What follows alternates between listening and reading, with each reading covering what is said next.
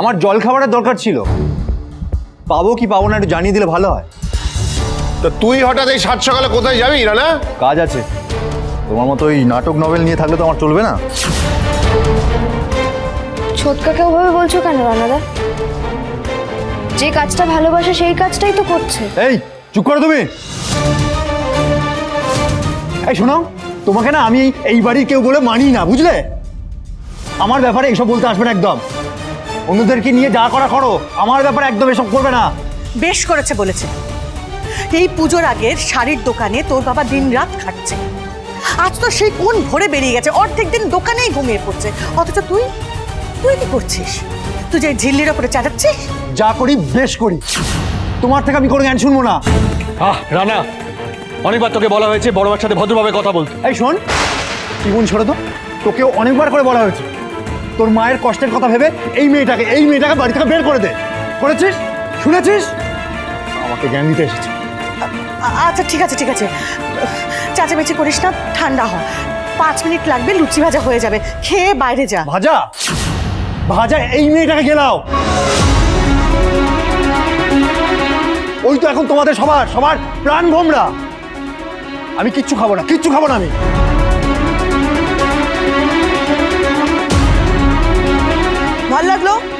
ভাল লাগলো তোমার? কে বলে বলো তো তোমাকে এত কথা বলতে সবার মাঝখানে? হ্যাঁ, চলে গেল তো ছেলেটা, নাকে আশ্চর্য। থামো হক করলে তত সব উল্টো পাল্টা কাজকর্ম। মহালয়ের দিন আর তাণ্ডব কইরো না। বলো না ঠাকুরজি, ওই মেয়ের বিরুদ্ধে কিছু বললে মা তো আবার তীর্থে যাওয়ার হুমকি দেবেন। ও মেজ বৌমা, এই অঞ্জুর পাল্লায় পইরা তুমি আর হিতাহিত জ্ঞান হারাইও না। শোনো, আমি সবাইকে কইয়া বেড়াই আমার বৌমারা খুব ভালো। তাই বলতাছি যে বুদ্ধি নাশ হইতে দিও না। কেন মা বলবো না? কেন বলুন তো? রানা তো না খেয়ে চলে গেল। ভালো লাগে না আমার এই অশান্তি ঝামেলা, আমার আর ভালো লাগে না।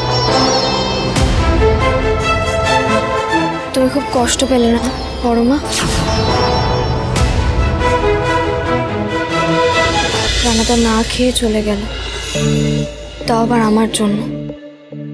আমি যার কতবার সবার কাছে ক্ষমা চাইবো আমি জানি না।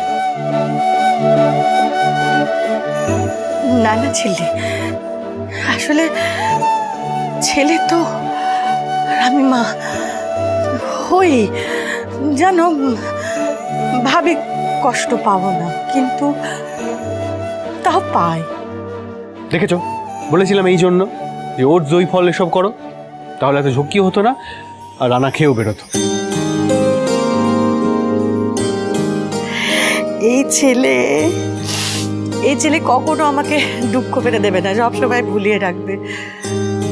তুমি না ভাগ্য করে স্বামী পেয়েছো, এটা মনে রেখো। কি বলছো বলো তো? বিয়েটা একটা বল দিয়া মন ভালো করতে এসেছিলি তো এই বড় মার, মন আমার ভালো হয়ে গেছে। আর আমি ঘরের দিকে ছুটবো না, কেমন? রানা নিশ্চয়ই ওই ভাইয়াজির বাড়িতে গিয়েছে, ও ঠিক কিছু খেয়ে নেবে। দাঁড়া। কি নিষ্পাপ মানুষগুলো। কখনো কখনো নিষ্পাপকে রক্ষা করতে গেলে কঠোর হতে হয়। সে তেঁতুল পাতাই হোক বা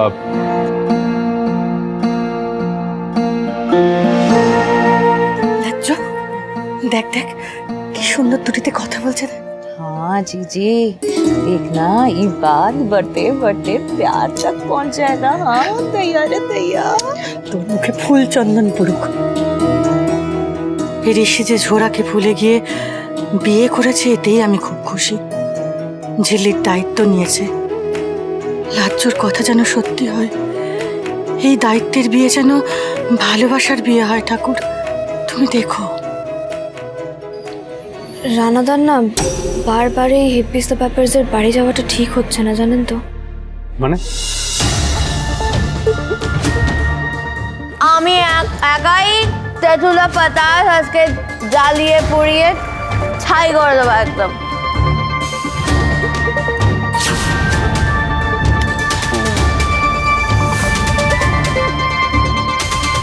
বললেই তো আবার অশান্তি করবেন, আর সবাই ভাববে সেই ঝামেলার কারণ আমি, ঝামেলার মূল আমি। না থাক, যদি তেঁতুল পাতায় না থাকতাম সাবধান করে দিতাম। যখন আছি তখন নিজেই সাবধান থাকবো, চোখ কান খোলা রাখবো।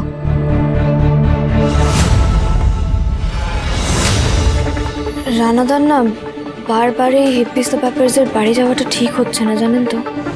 কি বলে গেল ঝিল্লি? খেয়ালি আবার নতুন করে কিছু প্ল্যান করছে নাকি? না না না, বাজাও, পারবে, চেষ্টা করো, পারবে।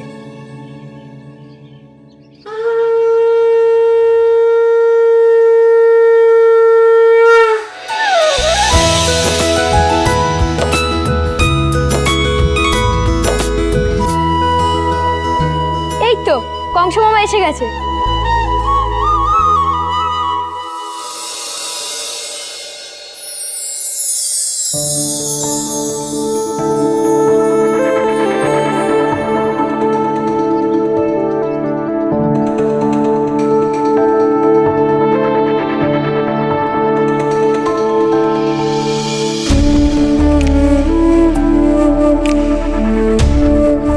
হ্যাঁ রে ঋষি, রিজু এলো না?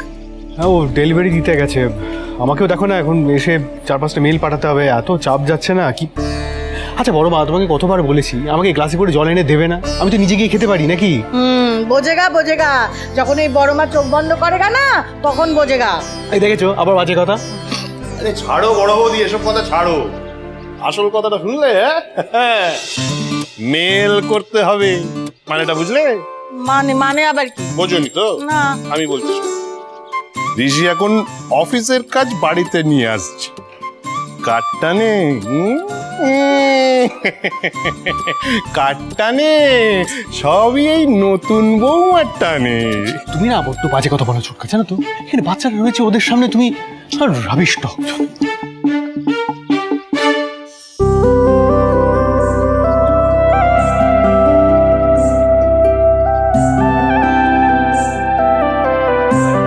কংস মামা, we have some questions. Questions? কি বলো? কেউ তো আমাদের সকাল থেকে উত্তরই দিচ্ছে না। মহালয়াটা কি? আর এই যে সবাই বলছে দুর্গা পুজো, এর স্টোরিটা কি? তা আমি তো স্টোরি লিখি না, যে স্টোরি লেখে তাকে গিয়ে জিজ্ঞেস করো মহালয়া গল্পটা কি। নাকি সে শুধু বদ বুদ্ধি দেওয়ার বেলায় আছে? এক্সকিউজ মি, আমি না সবসময় সবাইকে বদ বুদ্ধি দিই না। কোকো মোমো মিষ্টি, তোরা দাঁড়া, আমি তোদেরকে বুঝিয়ে দিচ্ছি। চল।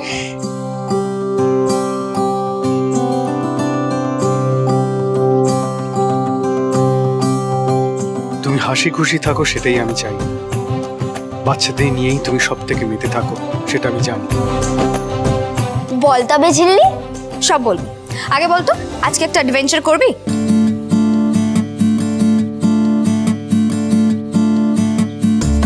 ঝিল্লি স্টোরিটা একদম ডিফারেন্ট। অ্যাডভেঞ্চার? আপনার জীবনে দেখছি অ্যাডভেঞ্চার বলে কিছু নেই। সেই ঝিল্লিটাকে যদি ফিরিয়ে আনা যায় তবে তোমার জীবনটা সেট করাটা ইজি হবে আমার পক্ষে। অ্যাডভেঞ্চার? না না, তোমার অ্যাডভেঞ্চার মানেই সব উদ্ভট কাণ্ড, কিছু অ্যাডভেঞ্চার করতে হবে না। শুনুন, ওদেরকে যখন আমাকে বোঝাতে বলেছেন, আমাকেই দায়িত্বটা দিয়েছেন, তখন আমি আমার স্টাইলে ওদেরকে বোঝাবো। মা দুর্গা কেমন, তার বর্ণনা কেমন, সে কিভাবে অসুরবধ করেছিল, সবটা আমি আমার স্টাইলে ওদের বোঝাবো।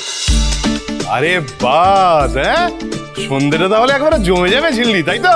এতদিন বাদে ঝিল্লি চৌধুরী যখন অ্যাডভেঞ্চার করতে নামছে, তখন অ্যাডভেঞ্চারটা তো জমে যাবেই ছোটকা।